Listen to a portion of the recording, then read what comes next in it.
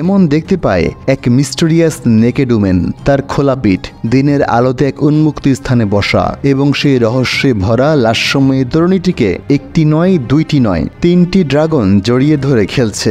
আমাদের জন্য, মানে আমরা যারা দর্শক তাদের জন্য এই তরুণীটি কোনো রহস্যময়ী নারী নয়। তিনি হলেন Daenerys Targaryen, the mother of dragons, যাকে আমরা 8 বছর ধরে গেম অফ থ্রোনসের প্রতিটি পর্বে দেখে এসেছি। কিন্তু আমরা যেহেতু ডেনেরিসের গল্পটা জানি, তাই এই দৃশ্যটি আমাদের কাছে তেমন শকিং নয়। কিন্তু প্রিয় দর্শক, ডেমনের পার্সপেক্টিভটা একবার চিন্তা করে দেখুন।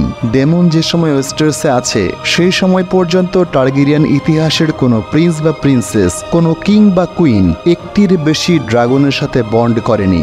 এমনকি ওল্ড ভ্যালেরিয়ান হিস্ট্রিতেও একজন মানুষ একাধিক ড্রাগনের সাথে বন্ড করেছে এমন ইতিহাস কেউ জানে না। উল্টো এক ড্রাগনের একাধিক রাইডার থাকে। এক রাইডার মারা যাওয়ার পর ড্রাগন নতুন রাইডারের সাথে বন্ড করে, কিন্তু সম্পর্কটা অলওয়েজ থাকে 1 to 1।